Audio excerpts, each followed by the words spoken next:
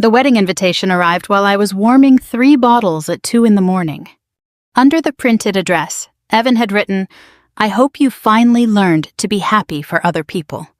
Before I could finish reading it, one of my daughters spit warm milk down the sleeve of my Ohio State sweatshirt. That was how Evan's grand attempt to ruin my night began.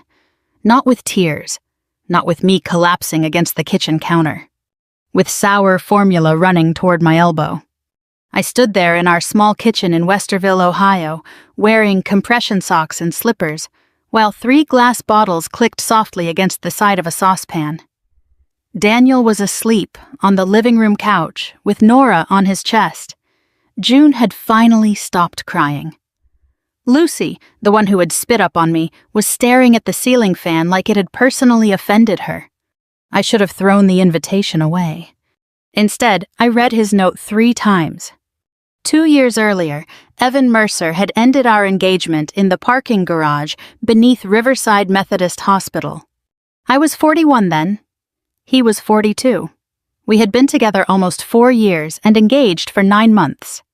We had reserved a ballroom at a hotel in Dublin, put down deposits with a photographer and caterer, and spent Sunday afternoons driving through Powell looking at houses we could not quite afford. Evan talked about children often. He wanted 2, a boy first if possible, though he always laughed afterward and said he knew people could not order babies like lunch. His mother, Judith, did not laugh. She talked about the Mercer line, as though Evan came from European royalty instead of a family that owned a successful office furniture business outside Columbus. When my periods became irregular, I blamed stress and age.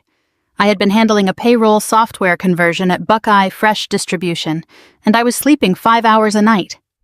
Still, after 6 months of trying to get pregnant, I made an appointment at a fertility clinic. The doctor was a calm woman with silver-framed glasses. She spoke slowly, which I appreciated because Evan had a habit of interrupting professionals the moment he thought he understood them. She explained that my ovarian reserve was lower than expected, and that one fallopian tube appeared partially blocked. "My chances of conceiving naturally are reduced," she said, "but reduced is not the same as 0. I remember that sentence clearly. Evan apparently remembered only one word. "So she's infertile?" he asked. The doctor turned toward him. "Infertility is a broad diagnosis. It does not mean pregnancy is impossible. IVF may still be an option." Evan leaned back in his chair. Not much, maybe 2 inches. But I felt it. We had both completed testing, though not all the results had been reviewed yet. The doctor told us the clinic would call after the final lab work was processed. In the elevator, Evan stared at the floor numbers. He did not touch my hand. By the time we reached the parking garage, he was already talking like our life had become a bad investment. "I'm 42, Claire," he said. "I can't spend years chasing something that may never happen. We just got the first set of results." "She said IVF." "She said we had options." He opened his car door but did not get in. "I don't want my whole marriage to become doctor visits, injections, and disappointment." I stared at him. "You said you wanted a family with me." "I do want a family." There are sentences that take a second to hurt because your mind tries to protect you from what they mean. I asked him, "With me?" He looked toward the concrete wall instead of answering. Then he removed the key to my condo from his key ring and placed it in the cup holder. That was it. No long argument, no final embrace, no promise to call after we had both calmed down. Just a small brass key sitting beside an old parking receipt. "What about your test results?" I asked. "They were fine. We haven't even had the follow-up." "My numbers were normal." He said it quickly. Too quickly, though I did not recognize that at the time. I drove back to my condo in Worthington with both hands tight on the steering wheel. I do not remember the radio station or the traffic. I only remember missing my exit and realizing I had been driving south for almost 15 minutes. Judith arrived that evening. She brought 2 reusable grocery bags filled with Evan's clothes, phone charger, shaving kit, and the gray sweater I had bought him for Christmas. She remained in the doorway. "I'm sorry it ended this way," she said. Her tone suggested she was sorry about the inconvenience. "The doctor never said I couldn't have children. Claire, Evan has always wanted a family." "So did I." At his age, he cannot spend years hoping a doctor changes her mind. The doctor didn't change her mind. You weren't there. Judith gave me the patient expression she usually saved for servers who brought her salad dressing on the wrong side. You're a lovely woman, but marriage has to offer a man the future he planned for. I felt something in me go still. And if I can't give him that? She adjusted the handle of one shopping bag. A woman who can't give him a family doesn't have much use in his future. Then she asked me to return the antique cake knife Evan's grandmother had given us for the wedding. I shut the door without answering. For a long time, I sat on the floor beside those bags. The condo was so quiet I could hear the kitchen clock from the hallway. I remember hating that sound. My mother arrived around 9 with her spare key. Helen was 68 and already having trouble with her right hip. She found me sitting against the wall and lowered herself carefully into a dining chair. I can't get down there without calling the fire department, she said. So you're going to have to come up here. I almost laughed. Instead, I cried so hard I could not breathe properly. The weeks afterward were ugly in ordinary ways. I made a mistake in an insurance deduction at work and had to stay until nearly 9 correcting payroll for 27 employees. I stopped returning calls from friends because everyone wanted details I could not explain without feeling humiliated. Evan canceled the wedding venue before speaking to me. Judith told people I had hidden my fertility problems until after he proposed. Then Evan said the deposits were not worth fighting over. That sentence finally made me angry. I pulled bank statements, contracts, and email confirmations. I proved exactly what I had paid and demanded my share back. It took 3 weeks and 1 letter from an attorney, but I got every dollar. It was not revenge. It was simply the first time I refused to let Evan decide what I deserved. 6 weeks after the breakup, the fertility clinic called while I was eating lunch at my desk. The nurse said they had been trying to contact Evan about a follow-up consultation. Because of privacy rules, she could not discuss his results with me. Then she asked, "Did Mr. Mercer tell you his testing was complete?" He said everything was normal. There was a pause. Not a dramatic one, just long enough for me to stop chewing. "You should request a full copy of your own chart," she said. After we hung up, I stared at my computer screen and thought about the way Evan had answered in the parking garage. Too fast. For the first time, I wondered whether I had been the only person in that exam room carrying difficult news. I requested my records the next morning. The clinic sent them through a secure portal, 73 pages of lab values, consent forms, insurance codes, and phrases that sounded much colder on paper than they had in the exam room. I read everything twice. Nowhere did it say I was sterile. It said my ovarian reserve was diminished. It said natural conception would be difficult. It said IVF should be discussed because of my age and the partial blockage in my left fallopian tube. Difficult. Reduced. Not impossible. Evan's results were not included, of course. They belonged to him. But one sentence in the physician's notes stayed with me. Male factor findings pending separate consultation. I closed my laptop and sat very still. For 6 weeks, I had been walking around believing my body had ended our engagement. Evan had let me believe it. Worse, he had helped other people believe it too. I wanted to call him immediately. I wanted to ask what he knew and when he knew it. I wanted to hear him stumble over the truth. I wanted Judith to apologize. Instead, I called a fertility center in Cincinnati and scheduled a second opinion. Dr. Anita Shah did not offer miracles. I respected her for that. She reviewed my records, asked about my cycles, and explained that treatment at 41 came with lower success rates and higher risks. She talked about medication, egg retrieval, embryo quality, miscarriage, and cost. Then she folded her hands on the desk. "Nobody should have told you motherhood was impossible," she said. "Difficult, yes. Impossible, no." I cried in the parking lot. Not because she had promised me a baby, she had not. I cried because someone had finally said the truth without using it as a weapon. At first, I wanted to begin treatment immediately.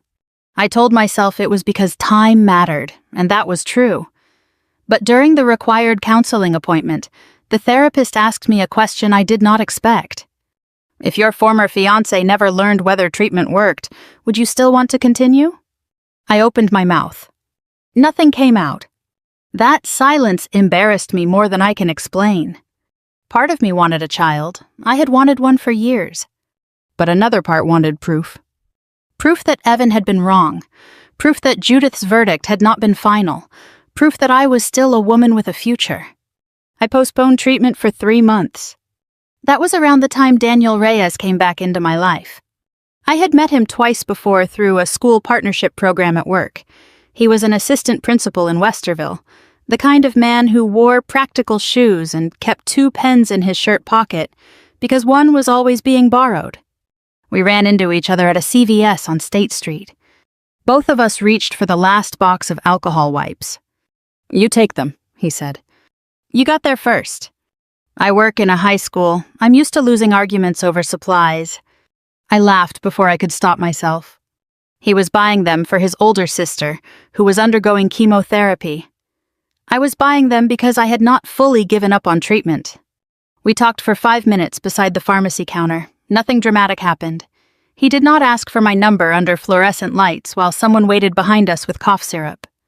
We met again a month later at a community support group. Daniel was there because his wife had died of ovarian cancer 3 years earlier. I was there because my therapist suggested I learn how grief worked before I tried to outrun it. After the meeting, he admitted he still talked to his wife while driving. "I tell her when traffic is bad," he said, "as if she can do anything about I-270. I told him I still argued with Evan in the shower. "Do you ever win?" "Always. He's much less convincing when I control both sides." That was how we started. Coffee, breakfast, walks through Sharon Woods when the weather warmed. Once he came with me to take my mother to an orthopedic appointment because her hip pain had gotten worse. He never rushed me. But he also did not flatter me when I needed honesty. The first real fight we had happened after I told him I planned to restart IVF. We were sitting in my car outside a diner in Worthington. The windows had fogged from our coffee. Daniel stared through the windshield for a moment. "Can I ask you something without you getting mad?" That sentence usually means I'm about to get mad.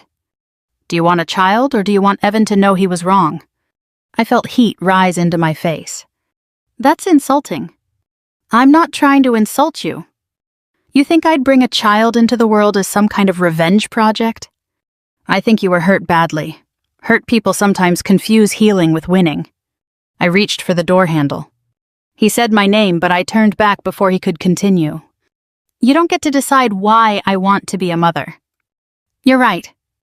That didn't sound like agreement. Daniel rubbed both hands over his face. "I buried my wife, Claire. I know life is short, but I can't build a family with you if part of you is still trying to prove something to him." I got out of the car and walked 3 blocks home in the cold. We did not speak for nearly 2 weeks. During that time, I went back to counseling and asked myself questions I did not enjoy. Would I continue if treatment failed? Could I accept donor eggs if that became the recommendation? Could I raise a child alone? Was I trying to fill an empty place, or was I prepared to care for a real human being who would not exist to heal me? Eventually, I called Daniel. "I want a child," I told him, "not a witness, not proof, a child." He was quiet. Then he said, "I was afraid you'd never call." "I was afraid you were right." "Those are not the same thing." "No, they're worse." We did not rush after that. We went to counseling together. We talked about money, health, guardianship, my mother, his grief, and whether either of us had enough energy to start over in middle age. We married at the Franklin County Courthouse 10 months later. There were 11 people at lunch afterward at Bob Evans. My mother complained that the biscuits were dry, then ate 2.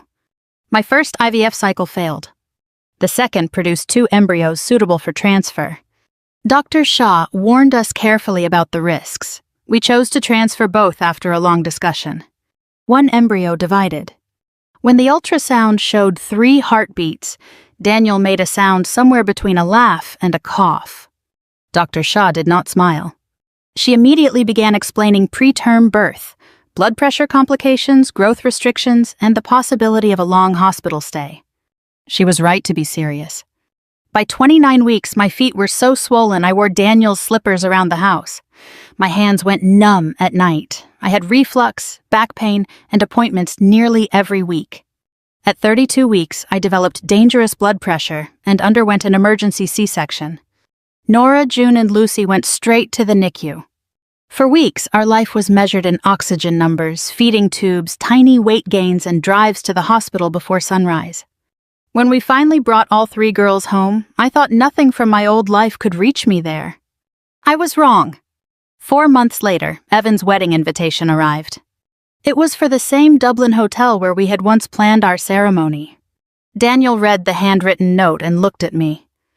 "That isn't an invitation," he said. "That's a man asking for an audience." I was about to tear it in half when my phone buzzed. The message came from a woman I had never met. "My name is Lauren Whitmore. I'm marrying Evan. I think he lied to both of us. May I speak with you?" I almost deleted Lauren's message. For 10 minutes, I stared at my phone while June slept across my lap, and Lucy argued with a pacifier she refused to keep in her mouth. Daniel looked over from the dining table where he was paying hospital bills. "You don't have to answer." "I know. You also don't have to fix whatever's happening in their relationship." "I know that too." He nodded once and went back to his calculator. That was one thing I appreciated about Daniel. He never confused support with making decisions for me. I replied with a single sentence. "Where would you like to meet?" 3 days later, I drove to a Panera Bread in Worthington. Lauren was already there. She stood when I walked in, then immediately sat back down like she'd forgotten how chairs worked. She looked nothing like the woman I'd imagined. She wasn't glamorous. She wasn't cold. She looked tired. There was a paper coffee cup in front of her that had clearly gone cold. She kept rubbing the edge of a large manila envelope with her thumb, but never opened it. "Thank you for coming," she said quietly. I almost didn't. I probably wouldn't have either. For a few awkward seconds, neither of us knew where to begin. Finally, she took a slow breath. "My fiancé says you're obsessed with him." "That must be disappointing," I said. "I haven't thought about him nearly as much as he thinks." The corner of her mouth almost smiled. Almost. Then she reached into the envelope and slid a folded invoice across the table. It was from the same fertility clinic. Evan's name was printed at the top. "I found this while we were moving into our house," she said. "What did he tell you?" "He said it was routine testing. Then he said the clinic mixed up paperwork. Then he said you stole private information." She looked directly at me. "His story changes every time I ask." I nodded slowly. "That sounds familiar?" Lauren wasn't looking for gossip. That became obvious within minutes. She never asked what Evan's diagnosis was. She never asked whether he could father children. Instead, she asked something much simpler. "Did he blame everything on you?" The question hung between us. "Yes." She closed her eyes for a second. "My doctor suggested we both repeat fertility testing before starting treatment." "And?" "He refused." "What reason did he give?" "He said I was almost 40 and we should start with me." She laughed once. It wasn't amusement. It sounded like someone dropping a plate that had already been cracked. "I've had blood drawn 4 times in 6 months," she said. "Ultrasounds, hormone panels, every appointment. I went alone because he was always busy." I didn't know what to say.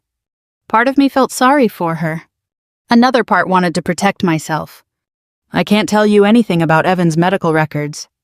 "I don't want you to." She looked me straight in the eye. "I just need to know whether he lied to me about you."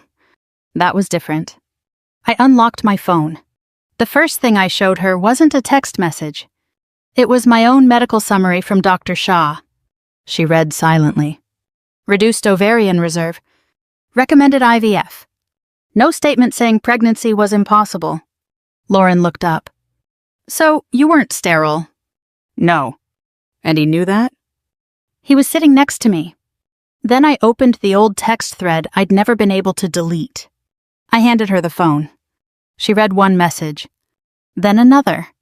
"Mom thinks it's better if people believe you hid it." A few lines later, "No woman wants to marry a man with fertility issues. Don't make this harder than it has to be." Lauren kept staring at the screen. "I was hoping these weren't real." "They're real." She handed the phone back without another word. For almost a minute, we simply listened to the espresso machine behind the counter. Finally, she spoke. "I've asked him about these things." "What did he say?" "That you edited messages." I almost laughed. That's creative. He also told me you'd probably try to stop the wedding. I didn't even know your last name until your text. Lauren nodded. I believe that now. She explained what had happened over the previous month. Every time she questioned Evan, his explanation shifted. First, he'd claimed he had never needed fertility testing. Then he admitted there had been one appointment. Then he insisted the results had been completely normal. When Lauren asked why he wouldn't repeat testing, he became angry and accused her of not trusting him. Judith only made things worse. She called me 3 different times, Lauren said. What did she say? She said you were emotionally unstable. I couldn't help smiling. That one's new. She told me you couldn't accept that Evan had moved on. I stirred my coffee slowly. Did she also tell you I trapped him into proposing? Lauren blinked. No. She told one of my co-workers that. Lauren sighed. I don't know what to believe anymore. I looked at her for a long moment. Then I said the only thing I knew for certain. You don't need to believe me. She frowned. You need to decide whether you trust the man you're about to marry. When we stood to leave, I assumed that was the end of it. It wasn't. Claire? I turned. Lauren took a deep breath. I haven't canceled the wedding. I waited. I want to ask him one more time. In private? Yes. That seems reasonable. If he tells me the truth, nobody else ever has to know. I respected that. She wasn't trying to humiliate him. She was trying to save her own future. But, she continued, if he lies again, would you come? I stared at her. To the wedding? To the hotel. Why? Because I think he'll say you're making everything up. I folded my arms. You don't need me to prove he's lying. No. She shook her head. I need someone there who can tell me I'm not losing my mind. That sentence stayed with me the entire drive home. Daniel was unloading groceries when I pulled into the driveway. He listened without interrupting. When I finished, he leaned against the kitchen counter. She sounds scared. She does. Are you going? I don't know. He nodded. Good. I laughed. You're happy I don't know? I'd be worried if you decided too quickly. The decision was made for me 2 days later. Judith called. I almost ignored it. Curiosity won. Claire, she said sweetly, I'm so glad you answered. I doubt that. I wanted to make sure you received the invitation. I did. I certainly hope there are no hard feelings. There it was. The voice she'd always used at charity luncheons. Soft enough to sound kind. Sharp enough to draw blood. I'll think about attending. Oh, I hope you do. She paused. One suggestion. Yes? You might feel more comfortable wearing something dark. I frowned. Why? They're usually a bit more forgiving. She let the sentence hang there. As women get older, my hand tightened around the phone. She wasn't finished. The photographer has been told to capture candid reactions during the ceremony. Those always become everyone's favorite pictures. There it was. Not an invitation. A performance. She wanted photographs of me sitting alone while Evan married someone else. After we hung up, I stood in the kitchen without moving. Daniel looked over. She made up your mind, didn't she? I nodded slowly. Yes. The week before the wedding turned into complete chaos. June developed an ear infection. Lucy dumped an entire bottle across the diaper bag. Daniel strained his shoulder, lifting the double stroller into the SUV. I tried on 3 dresses that no longer fit after the pregnancy. One wouldn't zip. One pressed painfully against my C-section scar. The third had a milk stain that refused to come out. Finally, I bought a simple navy wrap dress at Macy's. Nothing fancy. Just comfortable enough to carry babies. The morning of the wedding, I sat in the hotel parking lot with my hand still on the ignition. I don't think I can do this, I whispered. Daniel looked at me. We can go home. We really can? We can order pizza. I smiled weakly. And never speak of these people again. He nodded. Then he added quietly, but don't let fear make the decision for you. I sat there another minute. Finally, I opened the car door. We walked into the hotel lobby together. Daniel pushed the stroller. I carried Lucy. Nora had somehow kicked off one tiny shoe before we even reached the entrance. Across the marble lobby, Evan stood halfway down the grand staircase talking with two guests. He looked up. His smile disappeared. Judith grabbed the railing. At that exact moment, the bridal suite door opened. Lauren stepped out wearing her wedding gown. She saw me. Then she looked at my daughters. For a second, she simply closed her eyes. When she opened them again, she said quietly, "He told me you wouldn't come." I met her gaze. He's been wrong before. The ballroom did not go silent all at once. It happened in pieces. A woman near the guest book stopped mid-sentence. Two men by the bar turned their heads. Someone lowered a champagne glass without taking a sip. Then the whispering spread across the room like a breeze moving through tall grass.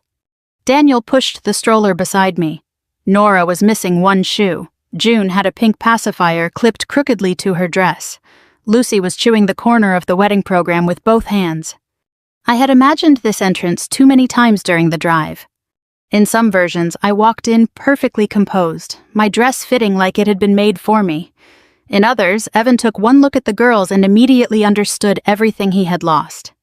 The reality was less polished. My hair had started to frizz from the July humidity. There was dried formula near the hem of my navy dress, and I could feel my compression garment rolling down beneath it.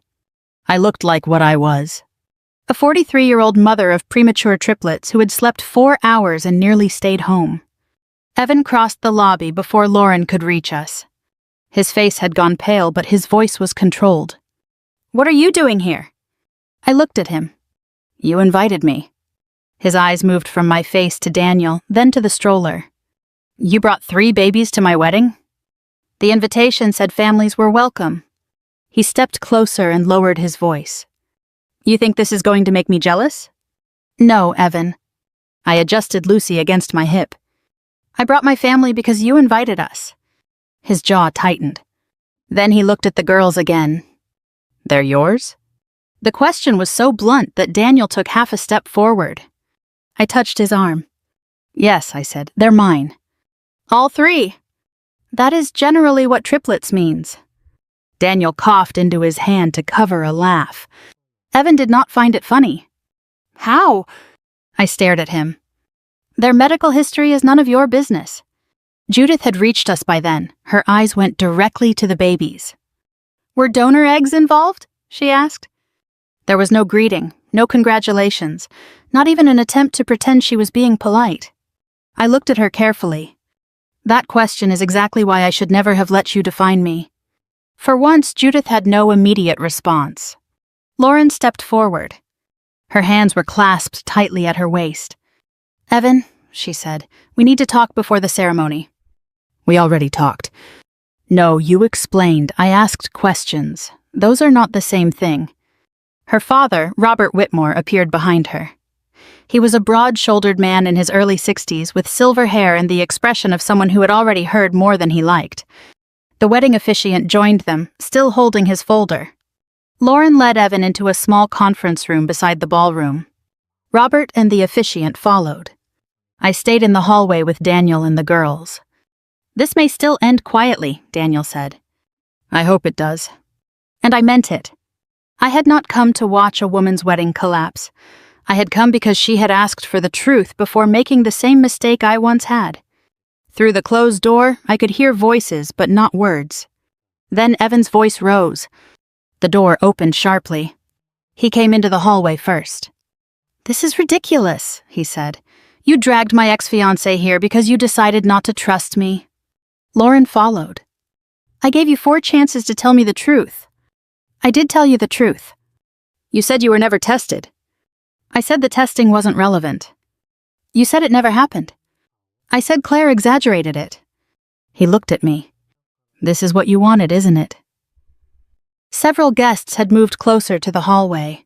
The conversations inside the ballroom had stopped. I shifted Lucy higher on my hip. "I wanted you to tell the truth 2 years ago." Evan pointed toward me. "She edited those messages."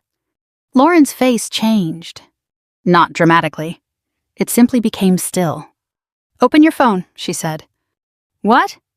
"Show me the conversation." "I changed phones." "Your messages are backed up." "I deleted them." "Why?" "Because I don't keep old conversations with women I'm no longer with." His voice was loud enough now that people near the ballroom doors could hear every word. Daniel leaned toward me. "Do you want to leave?" I looked at Evan standing there in his tuxedo, still trying to turn me into the problem. "Not while he's telling my story for me." Lauren walked to the microphone stand near the front of the ballroom. She did not climb onto the stage or demand everyone's attention. She simply picked up the microphone because the room had become too crowded and confused for private explanations. "I'm sorry," she said, her voice trembling slightly. "The ceremony is being delayed." A few guests shifted in their seats. Lauren continued. "There is information Evan withheld from me about the family we were planning. I asked him privately, more than once." Evan stepped beside her. "This is a misunderstanding." Lauren looked at me. I took out my phone and walked forward. I did not give a speech. I opened the old message thread and handed the phone to her. She read the first line aloud. "Mom thinks it's better if people believe you hid it." A murmur moved through the room. Then she read the second. "No woman wants to marry a man with fertility issues.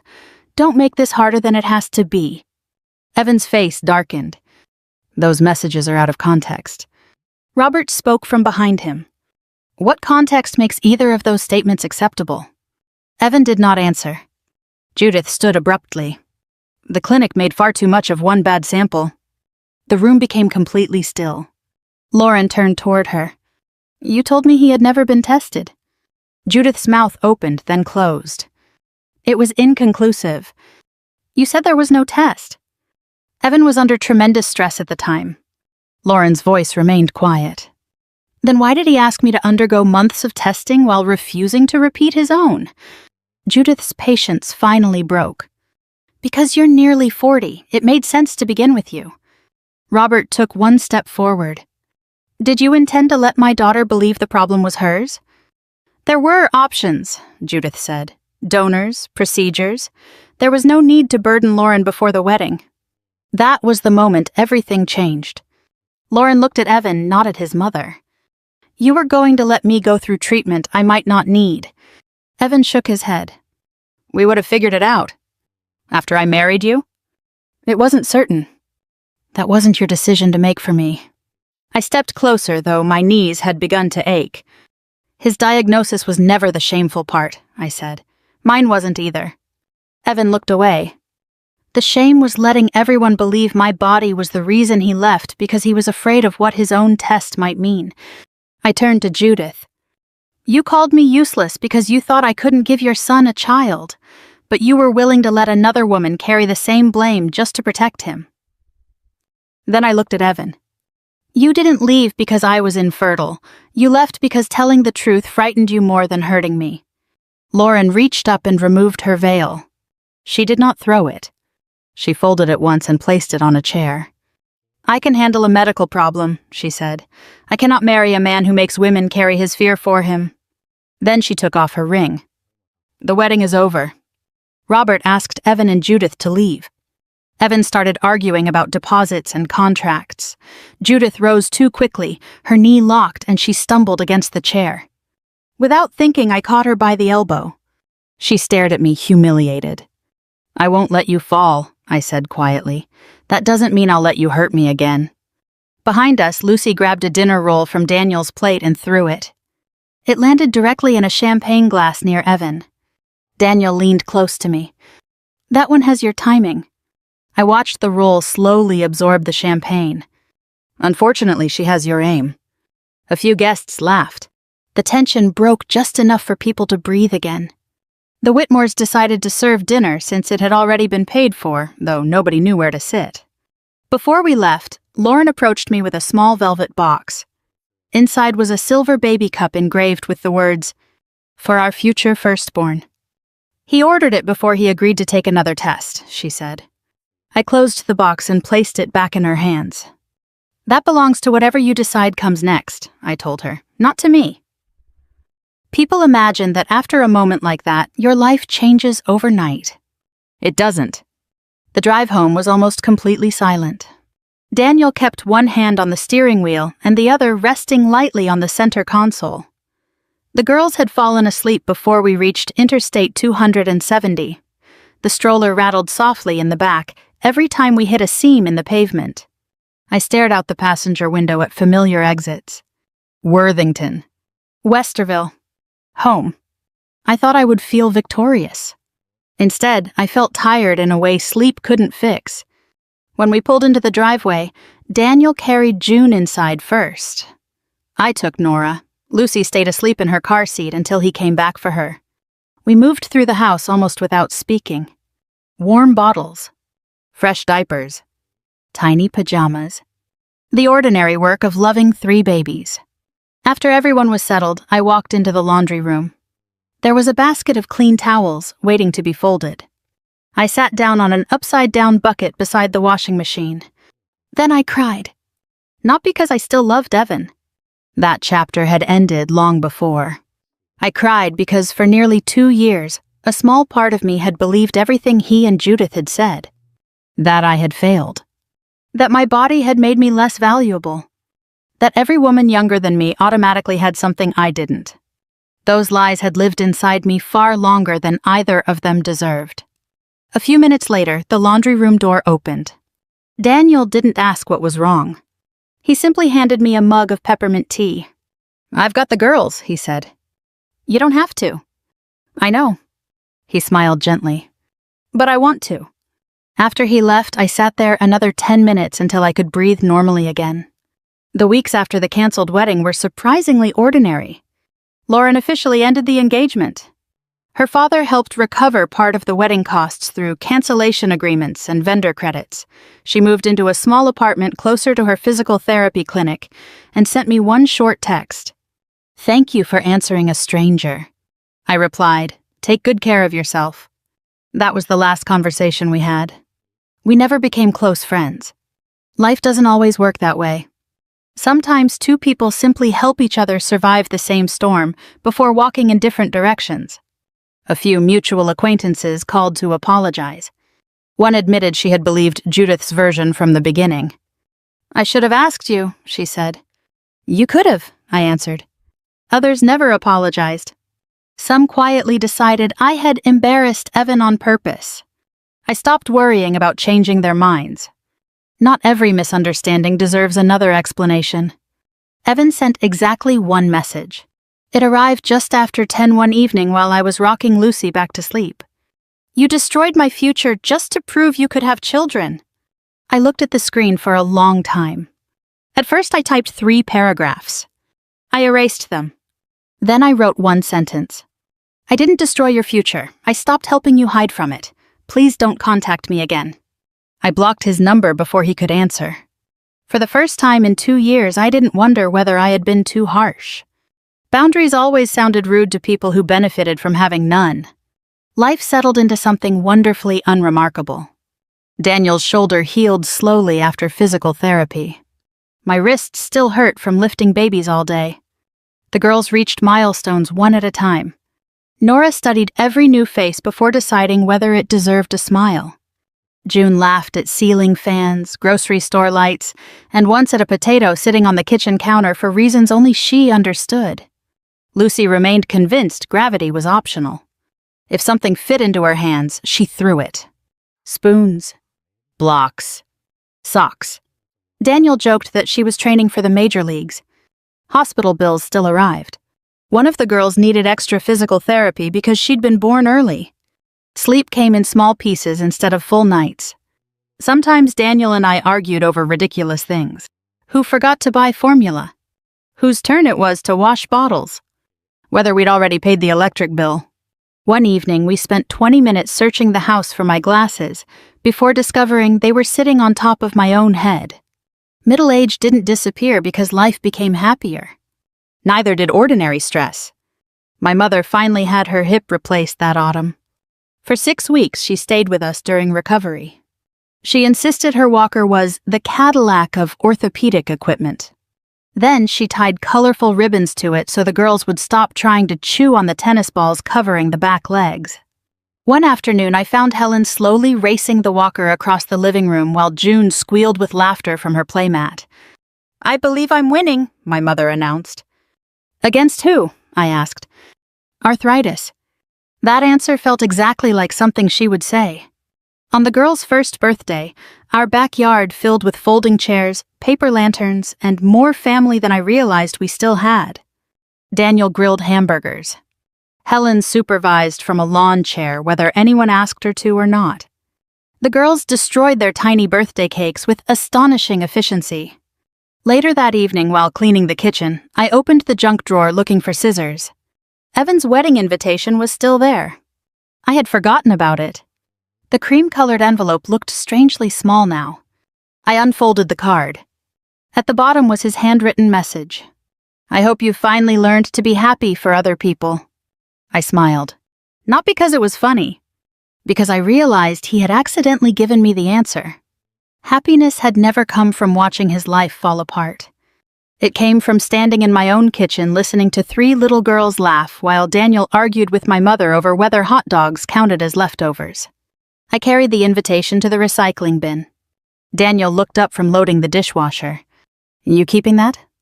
I dropped it into the bin. "No." "You sure?" I nodded. "I don't need reminders anymore." He smiled. "I was hoping you'd say that." Before going to bed, I stood for a moment outside the girls' bedroom. 3 cribs. 3 steady little breaths. 3 futures that belonged to them, not to my past. Looking back now, I don't think revenge gave me peace. The truth did. Evan's medical diagnosis never made him a bad man. Mine never made me a lesser woman. What broke us wasn't infertility. It was fear, pride, and the decision to protect one person's image by sacrificing someone else's dignity. If you've ever had someone use your hardest season to define your worth, I hope you eventually found the courage to tell your own story instead. Sometimes healing doesn't begin when the world believes you. It begins when you stop believing the lies that were told about you.